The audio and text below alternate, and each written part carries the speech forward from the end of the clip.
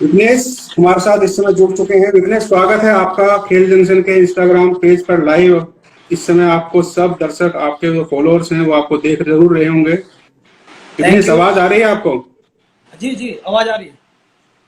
Thank you खेल junction को मेरी तरफ से, और शिवम भाई आपको बहुत बहुत धन्यवाद कि आपने हमें इस लायक समझा कि खेल जंक्शन पे हमारा इंटरव्यू चले। विघ्नेश, इस कोरोना के काल में किस तरीके से, पहला सवाल मेरा यही है, इस कोरोना के काल में किस तरीके से आप अपनी लाइफ को इस समय जी रहे हैं और किस तरीके से अपने आप को फिट कर पा रहे हैं, कैसे फिट रख रहे हैं अपने आप को? जी जी, मैं आपको बताना चाहूँगा कि कोरोना के काल में इस टाइम पे प्रॉब्लम तो सभी के लिए है। और मैं प्रॉब्लम में क्या, मैं चाहता हूँ कि भाई लोग बाग अपनी फैमिली को टाइम नहीं दे पा रहे हैं, तो इस कोरोना के टाइम पे सभी अपनी फैमिली को पूरा पूरा टाइम दे रहे हैं। मैं भी अपने बच्चों के साथ में पूरा एंजॉय कर रहा हूँ, और लगभग पूरा दिन उन्हीं के साथ मेरा गुजरता है। और बच्चों के साथ खेलना, घूमना, घर में ही उनके साथ मस्ती करना, जो कि शायद कई साल से टाइम मिल ही नहीं रहा था। और बस कहीं पे जाने आने से तो अच्छा है कि अपने घर पे रहो, और ना दूसरों को बीमारी दो, ना अपने आप बीमारी लगाओ, ना अपने बच्चों को बीमारी लगाओ। और मैं अपने सभी दर्शकों से, अपने सभी भाइयों से भी यही उम्मीद कर रहा हूँ कि सभी अपने घर पे बने हुए होंगे, और जो कोरोना की ये महामारी है अपने घर पे ही लड़के रह के लड़के जीत रहे नहीं, होंगे। बिल्कुल यही सरकार भी कह रही है कि डिस्टेंस को मेंटेन करके रखें, और इस कोरोना में हम तभी बच सकते हैं जब तक हम एक दूसरे से डिस्टेंस फॉलो करके रखेंगे। चलिए, ये तो रही आपके रूटीन, डेली रूटीन की। लेकिन विघ्नेश, सबको बहुत बेसब्री से इंतजार है कैसे एक गांव के लड़के ने गांव से निकलकर यूरोप का सफर तय किया और वहां पर मिस्टर वर्ल्ड बनकर के आया। तो जर्नी की अगर बात करें, ये बॉडी बिल्डिंग की जर्नी में क्या आपका ये बचपन से सपना था कि मेरे को बॉडी बिल्डर बनना है, या कोई बॉडी बिल्डिंग की दुनिया में किसी से आप इंस्पायर्ड थे कि मेरे को इस जैसा बनना है? इन सब के पीछे की जो जर्नी है वो क्या है विघ्नेश? जी जी, मैं बिल्कुल शिवम भाई आपको ये बताना चाहूंगा कि बॉडी बिल्डिंग क्या, मुझे बॉडी बनाने का जो शौक था वो बचपन से ही था। और इन सब में अच्छा। मैं बटिस्टा से बहुत ज्यादा प्रभावित था। मैं हर संडे अच्छा, का पेपर बटिस्ता उठाता। जो रेसलर हैं? जी जी जी, WWF की फाइट में बहुत ज्यादा पसंद थी। और अच्छा। मैं हर संडे का पेपर उठाने सिर्फ उसमें एक ही चीज पढ़ता था कि उसमें शायद WWF की फाइट के बारे में कुछ आया हो, बटिस्टा का कोई स्टेटमेंट आया हो, तो वो मुझे बड़ा अच्छा लगता था। और मेरा मन करता था कि मैं भी एक दिन अपनी बॉडी के जैसी बनाऊं। और क्योंकि बटिस्टा का तो नाम दुनिया में बहुत बड़ा है, तो मेरा भी ये था कि भाई बॉडी तो कम से कम इनके जैसी मैं अपनी बनाऊं। और उसको बनाने के लिए टाइम भी बहुत लगा, क्योंकि ये जर्नी कोई इतनी छोटी जर्नी नहीं थी जिसको साल, 2 साल या 4 साल में मैंने हासिल कर लिया। विघ्नेश, एक मैं रोकना चाहूंगा आपको। आपके जो फैंस हैं, आपके जो फॉलो करते हैं, वो आप इस समय कमेंट कर रहे हैं कि विघ्नेश भाई अपना डोला दिखाओ। तो जी जी पॉसिबल हो तो थोड़ा पीछे जी जी होकर के जी अपना जी जी, बाइसेप जरूर दिखाइए, थोड़ा पीछे हो गए। बिल्कुल बिल्कुल। यही एक बॉडी बिल्डर के फॉलोअर्स होते हैं। और जरूर श्रीमान, आपको मिस्टर श्रीमान के नाम से कमेंट आया था, आपको अच्छा लगा विघ्नेश भाई के बाइसेप देख करके। विघ्नेश भाई हीरो हैं, विघ्नेश भाई को राम राम।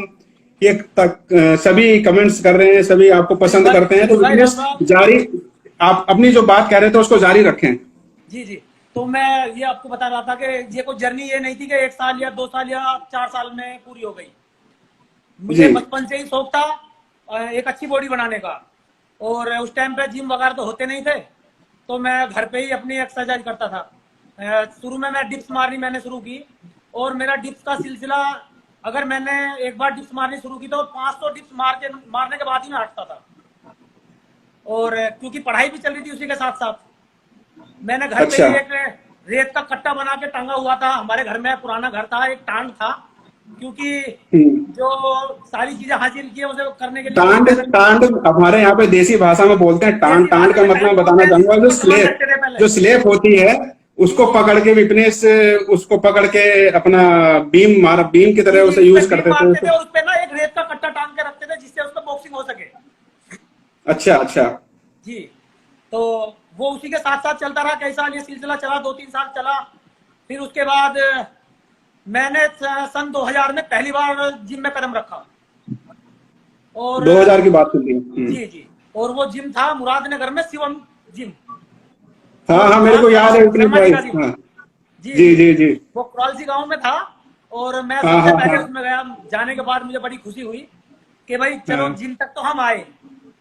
हाँ और क्योंकि उस टाइम पे फीस बहुत ज्यादा नहीं होती थी, फीस 100 रुपए होती थी।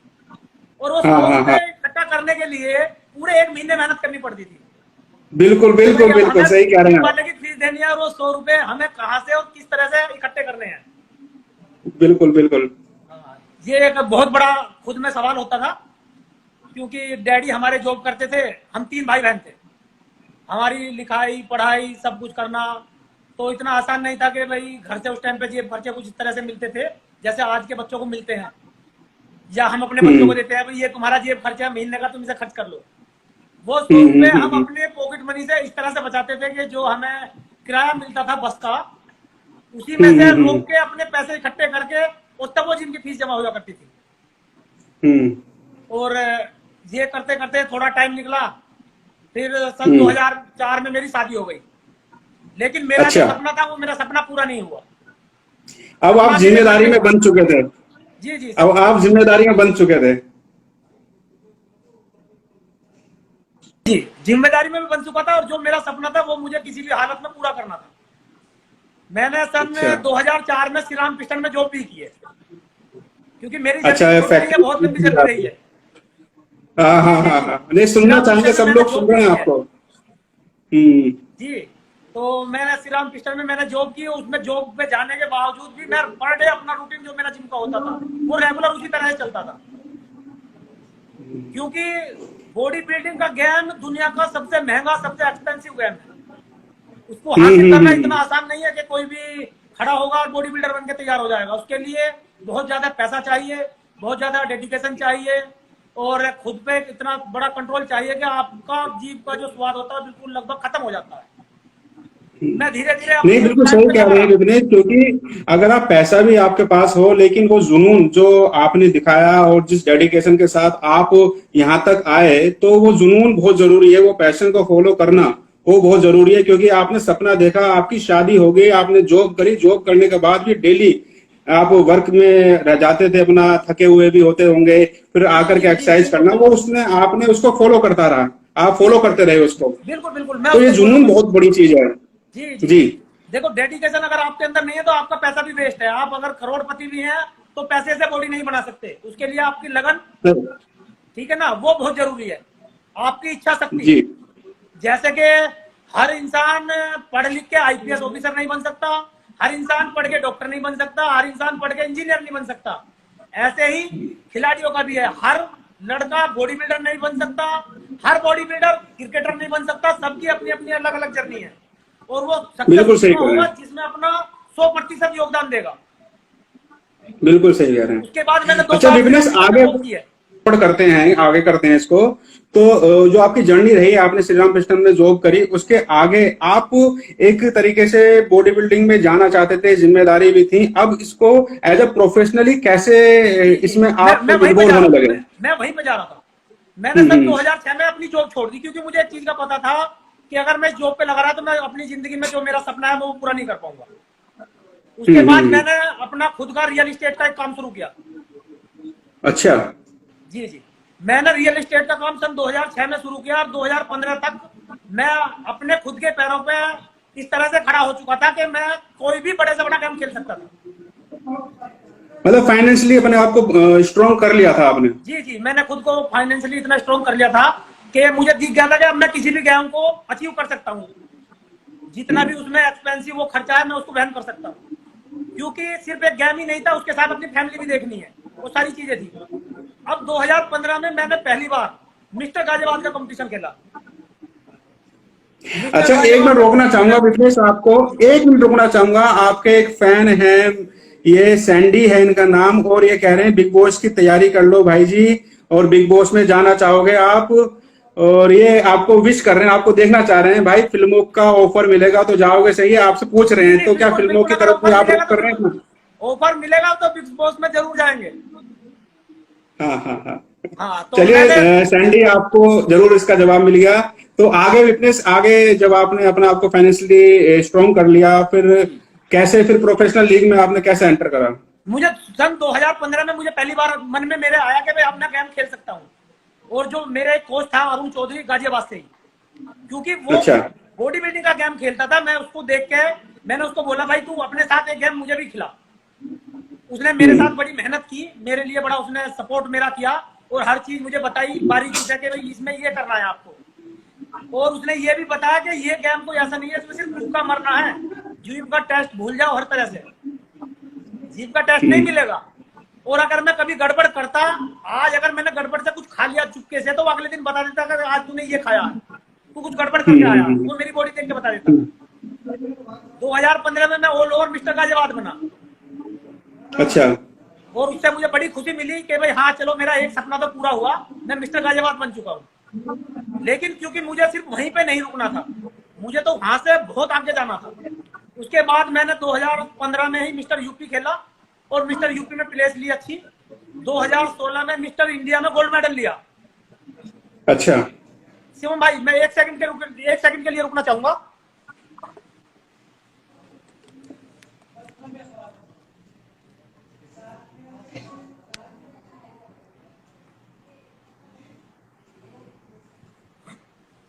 जी विपनेश। 2016 में मैंने गोल्ड मेडल लिया सोनीपत जी। पलवल से। अच्छा। और उस टाइम पे मैं आपको बता दूं कि शायद मेरी खुशी का कोई ठिकाना नहीं था, क्योंकि नहीं जहां तक मैं वहाँ पहुंच पे चुका आप था इंडिया 2 बन चुके साल थे। में, लोग बाग सपना देखते हैं सिर्फ वहां तक जाने के लिए कि भाई 1-2 साल में वहां तक कोई पहुंच सकता है। जी जी। और भगवान की दुआ से मैंने अपनी तरफ से 100 में से 110% मेहनत की है। कभी खुद के साथ चीट नहीं बिल्कुल। किया, अपने काम के साथ कभी कोई चीट नहीं किया। जो नहीं मेरे नहीं, बिल्कुल कोच ने सही मुझे बात है बताया जिस। मैंने सिर्फ वही किया, उसके अलग कभी कुछ नहीं किया।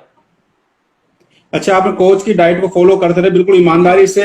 बिल्कुल ईमानदारी से। आपने मेहनत करी तभी आप इस मुकाम पे भी हैं।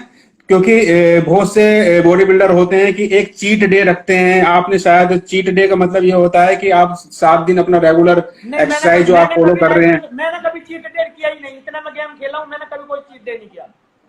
अच्छा। और मैं आपको बता दूं कि मैं एक साल में लगभग 10 से 11 महीने डाइटिंग पर रहता हूँ। मतलब एक साल में 11 महीने डाइटिंग, मतलब पूरे हाँ, साल ही 10 से डाइटिंग 11 पे हैं महीने आप? डाइटिंग चलती है। अच्छा। जी जी। तो फिर उसके बाद मैं आपको बता दूं, वहां से मुझे ऑफर मिला मिस्टर वर्ल्ड खेलने के लिए। अच्छा, जी। तो ये वहां पे किस हमारे कैटेगरी की बात हो रही है विपनेश? किस आपकी जो कैटेगरी है वेट कैटेगरी की, किस कैटेगरी में आते हैं आप? जब मैं खेला था मिस्टर इंडिया खेला तब मैं 65 केजी कैटेगरी में खेला था।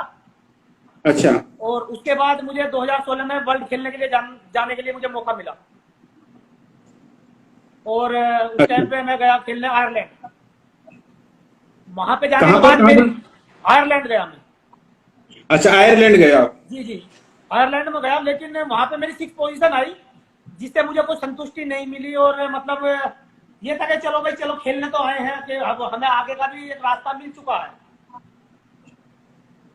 और मैंने उससे और ज्यादा अपनी मेहनत शुरू कर दी।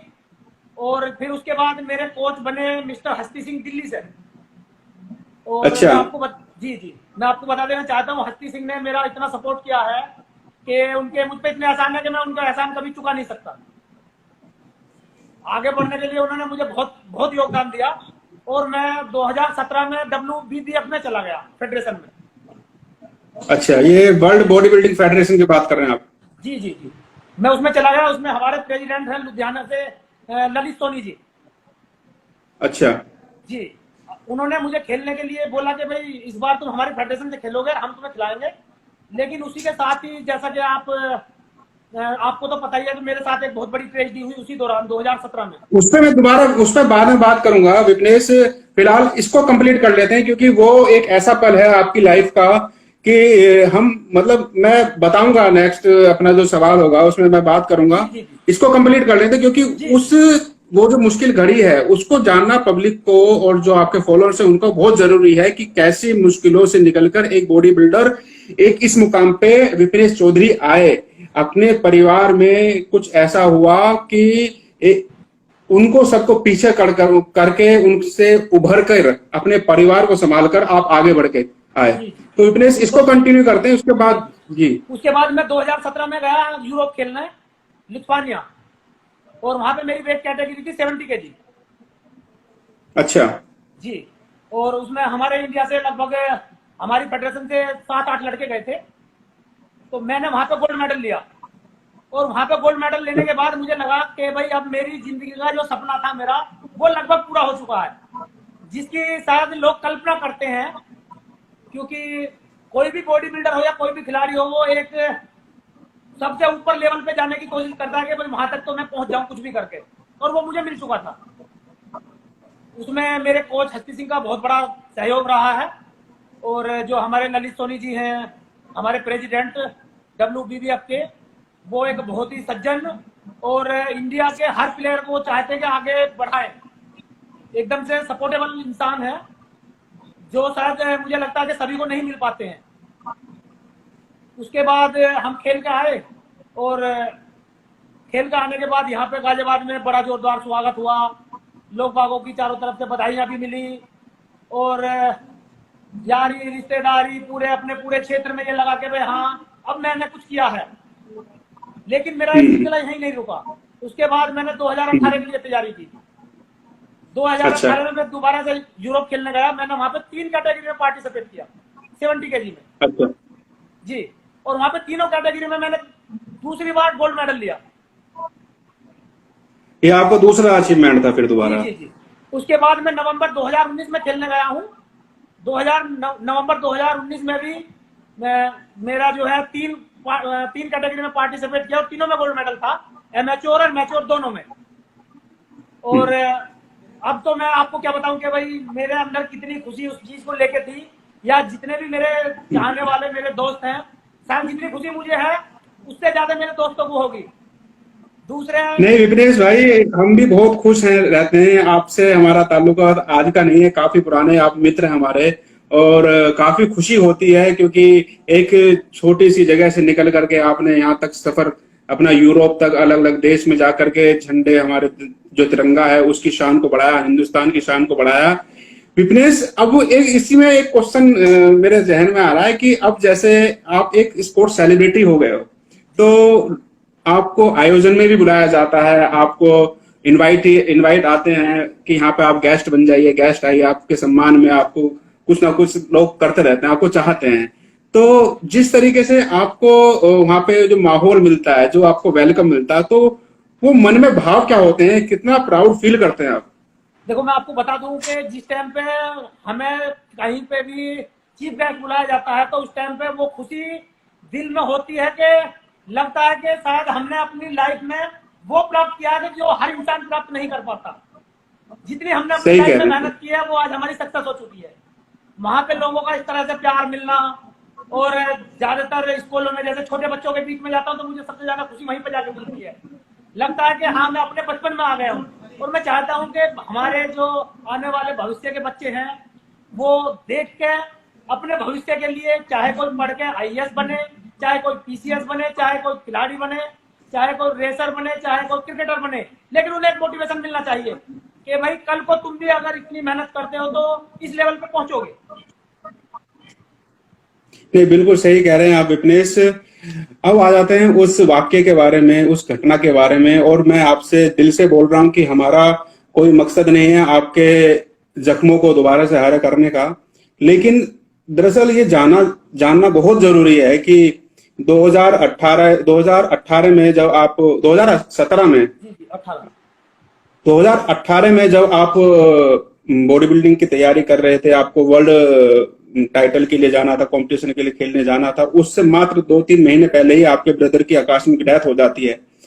तो एक ऐसी सती जिसके साथ आप बचपन से रहे, जिस आपके छोटा भाई, वो सडनली भगवान को पास वो चले जाते हैं, और उसके बाद जो परिवार में माहौल होता है उससे उभरना और परिवार को संभालना, क्योंकि बड़े आप ही है घर में, तो वो जो पल थे, उन पल से निकल करके आपने जो हौसला दिखाया और परिवार को संभालते हुए अपने सपने को भी पूरा करा, तो ऐसे में फैमिली का सपोर्ट कितना था उस दौरान, और आपकी मनोस्थिति अगर बात करें तो उसमें जो मेंटल, ऑब्वियसली बात है, आपका भाई चला गया और बहुत यादें रहती हैं भाई के, तो इतनी हिम्मत जुटा करके भी आप उस कंपटीशन में गए, तो दिमाग में उस दौरान क्या चल रहा था और उन सब से निकल करके कैसे आप बाहर आए, इसके पीछे का जो वो पल था। मैं फिर कह रहा हूं, हमारा कोई मकसद नहीं है आपके जख्मों को कुरेदने का, पर ये सच्चाई है कि यही बॉडी बिल्डर, यही स्पोर्ट्स पर्सन होते हैं जो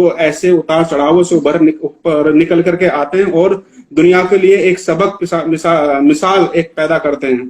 जी विपनेश। जी, मैं आपको बता देना चाहता हूँ, जब मेरे भाई की डेथ हुई तो मेरे कंपटीशन के लगभग 3 से 4 महीने बचे हुए थे। और क्योंकि वो मेरा भाई मुझसे छोटा था और बिल्कुल मेरे बेटे के जैसा था, तो मैं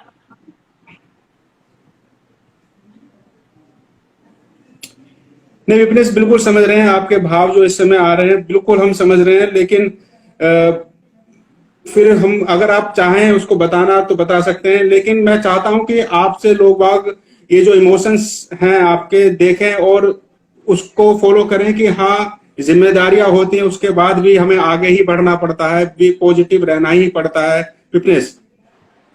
हाँ, तो मैं आपको बता रहा था कि जैसे ही मेरे भाई की डेथ हुई, तो क्योंकि मेरा कंपटीशन बहुत नज़दीक था और मुझे कुछ समझ नहीं आ रहा था कि अब क्या आगे होगा, क्या नहीं होगा।